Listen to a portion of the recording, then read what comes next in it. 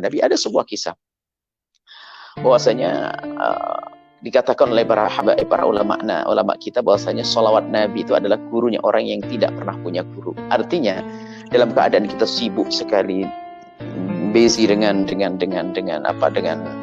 office of kantor, dengan kerjaan kita setiap hari, hingga kita mungkin susah atau sulit untuk hadir di perkumpulan-perkumpulan yang bermanfaat, tapi dia selalu bersolawat. Maka solawat bagi orang tersebut akan menjadi guru bagi dia. Suatu ketika ada satu orang ini hanya tukang bersih kayak tukang jam semacam itu, saat itu tukang jam. Kerjanya adalah hanya kerjakan jam. Cuman dia solawat terus, solawat banyak, solawat. Suatu ketika bermimpi ketemu baginda Nabi, dan dalam mimpi itu dia berkata, "Wahai umatku," disebut fulan, "jika engkau bisa hidup di pagi hingga sore," maksudnya jika engkau bisa menjalani hidup tanpa ada kedengkian dan kebencian di dalam hatimu kepada umatku, maka lakukanlah. Itu adalah termasuk sunnahku, dan siapa yang menghidupkan sunnahku akan bersamaku nanti. Engkau akan bersama aku di surga. Terbangunlah dia. Setelah dia terbangun, terbayang baginda Nabi mengatakan seperti itu. Mulai saat itu dia berusaha untuk tidak punya kebencian dengan siapapun. Suatu ketika datang seorang alim membetulkan jam. Alim itu muhaddis ceritanya. Lalu bercerita, "Ya Syekh, saya boleh tanya?" "Tanya apa?" "Saya bermimpi ketemu baginda Nabi SAW, dan beliau berkata bahwasanya ya ulam ini istata'ta," dalam bahasa Arab, ini istata'ta an tusbiha wa laysa fi qalbika ghillun ala ahadin minal muslimin. Wahai umatku, dia berkata kepada baginda Nabi, berkata kepadaku, "Jika engkau wahai umatku bisa menjalani hidup tanpa ada benci dengki kepada umatku, maka lakukanlah itu, termasuk sunnahku. Yang menghidupkan sunnahku akan bersamaku nanti di surga." Justru yang alim tadi bertanya, "Kamu punya amalan apa itu? Kamu belajar apa?" "Saya tidak bisa belajar, saya sibuk, saya cari nafkah. Saya tidak bisa belajar, saya tidak bisa datang ke sana kemari." Sang alim muhaddis berkata, "Ketahuilah, yang kau dengar itu adalah engkau diajar langsung oleh Rasulullah. Itu hadis Nabi SAW, bunyinya begini, ya hulam in istata'ta an tusbiha wa laysa fi qalbika ghillun ala ahadin minal muslimina faf'al fa innaha min sunnati wa man ahya sunnati fa kana ma'i fil jannati." Sampai berkata, itu hadis Nabi. Iya, itu hadis. Dan begitulah kisah orang berbanyak sholawat. Biarpun kadang bentuk Nabi mengingatkan atau dijaga oleh Allah, terhindar dari hal-hal salah ucap atau salah menafsirkan. Seorang ustaz hendaknya memperbanyak sholawat agar lisannya jaga agar tak terpeleset dalam berucap. Begitu. Jadi bersolawat ini diantaranya. Seorang awam tiba-tiba diajari. Hari itu dia bersih hati memang. Setelah dia bertemu dengan baginda Nabi, dia tidak pernah, kalau ada mulai amarah, ada dendam, ada benci, ada dengki bersama, langsung dihapus. Tidak, langsung dilawan. Mulai dari memberikan hadiah, bertegur sapa, mendatangi orang yang dibenci dan dengki, sehingga dia menjadi kekasih Allah. Dan dialah wali seperti itu. Salamatus sudur, hatinya salim, qalbun salim. Ini adalah termasuk hikmah dari salawat. Dikatakan adalah orang yang berbanyak salawat kepada Rasulullah dan diupayakan dengan salawat yang khusyuk, hadirkan Nabi di hatinya, maka dia akan mendapatkan guru. Nabi akan menjadi gurunya. Allah akan memberikan ilmu langsung, ilmu laduni. Artinya kadang orang alim pun tidak tahu, tapi ternyata dia tahu. Diberitahu oleh Allah Subhanahu wa Ta'ala. Karena apa? Sambungnya dengan Rasulullah SAW. Ini adalah kisah salawat. Maka mari kita memperbanyak sholawat agar lisan kita dijaga oleh Allah, perilaku kita dijaga oleh Allah. Ini. Jadi tidak harus bermimpi ketemu baginda Nabi, tidak, dijaga memperbanyak sholawat kepada Rasulullah SAW. Seperti itu. Nah, dan ini semoga ini adalah bisa kita amalkan. Dan juga ada hal lain lagi yang perlu kita perhatikan ya. Agar tadi yang kedua apa tadi? Selain daripada hikmah salawat, cerita salawat apa diminta?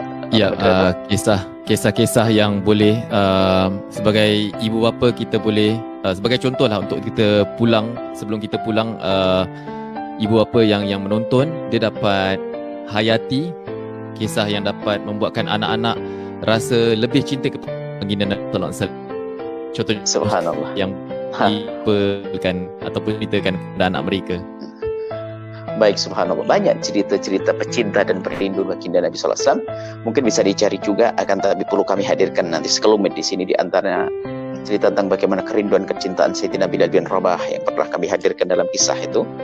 Bisa jadi kecintaan Sayyidina Bilal bin Rabah. Juga ada seorang anak muda, Thalabah bin Abdurrahman. Ada seorang anak muda yang umurnya 14 tahun tapi sangat mencintai baginda Nabi SAW. Maka impiannya adalah selalu melihat wajah Nabi. Kalau dia berjauhan itu tak senang hati. Dia ingin melihat wajah Nabi, sehingga tampak dari wajahnya selalu tersenyum dan tersenyum. Ini adalah kisah Thalabah bin Abdurrahman. Thalabah bin Abdurrahman ini suatu ketika disuruh oleh baginda Nabi SAW. Di saat disuruh oleh baginda Nabi SAW, tiba-tiba dia melewati di ganggang kota Madinah. Thalabah bin Abdurrahman umurnya masih 14 tahun. Dia sangat mencintai Nabi. Bahkan Nabi senang menyuruh dia itu, kenapa? Kalau disuruh itu cepat, jalannya cepat. Ditanya oleh sahabat, kenapa kau jalanmu cepat sekali seperti orang terburu-buru? Dia berkata, kalau aku disuruh baginda Nabi berarti aku kan tak melihat Nabi. Aku ingin menyelesaikan pekerjaanku lalu bisa kembali, lalu bisa melihat wajah baginda Nabi Muhammad SAW. Di saat itu diminta oleh baginda Nabi untuk hajat Rasulullah SAW. Akhirnya melewati di ganggang kota Madinah. Di saat itu ada rumah fakir yang tiba-tiba pintunya terbuka karena hempasan angin, diterpa angin. Pintu rumah fakir, ya rumahnya rumah kurma yang dirakit begitu, terbuka. Di balik pintu itu ada kain penutup tandas kamar mandi, toilet untuk mandi. Kainnya terbuka, dan di saat kain terbuka itu, di sana ada wanita yang lagi mandi. Namanya manusia normal, punya telinga dan punya mata, mendengar suara pintu terbuka, dia menoleh. Dan di saat menoleh itu kelambunya, kainnya tersingkap, terbuka, dan di balik kain ada wanita yang lagi mandi. Wanita yang menjerit kaget dan dia juga kaget. Astagfirullah. Setelah itu dia merasa malu sekali melihat itu semuanya dan menyesal. Kenapa aku harus melihat ini semuanya? Anak kecil yang ada hanya cinta dan rindu dengan Nabi, hukum-hukum ilmu belum banyak dia. Yang ada di hatinya adalah dia merasa sedih, takut tidak dilihat Nabi, takut Nabi murka, takut Nabi marah. Akhirnya apa? Dia tuh bingung mau pulang ke Nabi karena tahu Nabi itu punya wahyu. Takut nanti pulang Allah ngasih tahu ya, kepada baginda Nabi kalau Thalabah bin Abdurrahman melihat ini. Dia bingung, menangis, tak berani pulang ke rumah ibunya. Kalau ke rumah ibundanya pasti dicari Nabi. Kalau ke rumah datang ke Nabi malu dia. Akhirnya dia berjalan-jalan, nama kecil tak ngerti mau kemana dia. Pergi, lalu semakin jauh. Baginda Nabi SAW mencari. Di waktu sholat ditunggu, Abdurrahman mana kok belum datang? Thalabah bin Abdurrahman. Gak tahu ya Rasulullah. Hari berikutnya ditanya, cari Thalabah bin Abdurrahman. Gak ada ya Rasulullah. Cari ke rumah ibunya. Dicari, tidak ada ya Rasulullah. Sampai 3 hari tak ada dicari. Nabi mencari dan baginda Nabi mencari terus. Hingga akhirnya Nabi memerintahkan dengan wahyu tentunya. Ya Umar, ya Salman, cari Thalabah bin Abdurrahman di sana, di antara 2 bukit itu. Kau ke sana. Sayyidina Umar bin Khattab dengan Thalabah bin Abdurrahman pergi ke tempat tersebut. Salman Al-Farisi dengan Sayyidina Umar pergi mencari Thalabah bin Abdurrahman ke tempat tersebut. Setelah sampai ke tempat tersebut, tak ada apa-apa. Dari kejauhan tak ada, hanya ada semacam sesuatu yang bergerak begitu. Sayyidina Umar bin Khattab dan Sayyidina Salman Al-Farisi naik ke atas bukit itu melihat ke bawah. Gak ada apa-apa, hanya ada sesuatu yang bergerak. Diperhatikan itu adalah gerombolan domba-domba. Langsung Sayyidina Umar, wah mungkin Thalabah sekarang ngembala domba kali. Ada orang yang kelihatan kecil dari jauh dari atas bukit, turun Sayyidina Umar. Didekati orang tersebut, ternyata bukan Thalabah bin Abdurrahman. Lalu bertanya Sayyidina Umar bin Khattab, ya Pak, Bapak tinggal di sini ya? Iya, saya tinggal di sini. Kenapa? Apakah Bapak melihat ada anak kecil? Banyak anak kecil di kampung situ banyak. Bukan, umurnya 14 tahun. Cirinya gimana? Ada anak kecil umurnya 14 tahun, saya mencari dia. Cirinya gimana? Dia orangnya kalau berjalan tuh senyum terus. Jadi Tha'labah bin Abdurrahman tuh punya ciri kalau berjalan terus senyum. Karena apa? Dia membayangkan Nabi terus. Makanya kalau mukanya mukanya tak senyum macam lihat jin kali ya. Makanya Nabi itu besar wajahnya senyum. Jadi upayakan kita tuh selalu bisa senyum mengikuti gayanya baginda Nabi SAW. Dia kalau berjalan senyum terus. Jadi anaknya kecil umur 12 tahun dia suka senyum terus kalau jalan senyum. Kata pengembala domba ini, oh kalau itu tak melihat. Aku melihat ada anak umur 14 tahun, saya tak kenal dia. Dia orang mana tak tahu. Cuman dia tak mudah tak senyum, tapi dia nangis. Suka nangis toh. Sayyidina Umar berkata, wah bukan dia kali. Cuman dia barangkali dia, Nabi mengatakan di sini, baginda berkata, mungkin dia. Di mana Pak orangnya? Itu di atas bukit sana itu. Ngapain? Setiap menjelang maghrib dia ke atas sembunyi di sana. Dia ketakutan seperti itu. Oh baik. Saya akan lihat ke sana. Oh jangan. Kamu jangan ke sana. Kalau kamu ke sana dia akan lari. Dia takut sama orang. Lalu bagaimana Pak? Saya ingin tahu dia, kata Sayyidina Umar. Sayyidina Umar bertanya, gimana agar aku bisa melihat dia? Kau sembunyi di balik batu. Nanti anak itu menjelang maghrib setelah saya akan istirahat akan datang. Dia minta susu. Dia datang lalu aku kasih susu. Setelah minum susu dia naik lagi. Dan dia naiknya buru-buru. Minumnya buru-buru langsung naik lagi. Sayyidina Umar sembunyi di situ. Setelah Sayyidina Umar sembunyi, turun betul ada anak kecil. Sayyidina Umar memperhatikan menjelang maghrib masih ada remang-remang, ada cahaya matahari. Setelah dilihat begitu, semakin dekat, minum. Dikasih segelas susu, minum. Minum. Setelah minum, Sayyidina Umar semakin mendekatkan wajah beliau, ternyata betul ini Tha'labah bin Abdurrahman. Sayyidina Umar menyeru, Tha'labah bin Abdurrahman. Kaget dia, siapa kau? Aku Umar.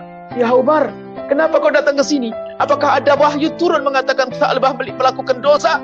Tha'labah langsung lari naik ke atas lagi. Dikejar Sayyidina Umar. Dikejar sampai dibegal. Lalu dibawa pulang dipaksa. Dinaikkan di atas kendaraan, di atas kudanya. Dibawa pulang, dipaksa. Perjalanan jauh ini. Sampai di rumah Tha'labah sakit. Dan setelah Tha'labah bin Abdurrahman sakit, sebelum sampai rumah di perjalanan sakit, karena sakit oleh Sayyidina Umar, dikembalikan ke ibundanya. Dan tidak bisa berjalan. Diserahkan ke ibundanya, ini anakmu. Lalu pergi ke baginda Nabi Sayyidina Umar. Sayyidina Umar melapor kepada baginda Nabi dan bercerita, Ya Rasulullah, saya sudah ketemu dengan Tha'labah bin Abdurrahman. Mana dia? Sakit ya Rasulullah. Sakit? Iya ya Rasulullah. Apakah perlu saya bawa ke sini Rasulullah? Tidak.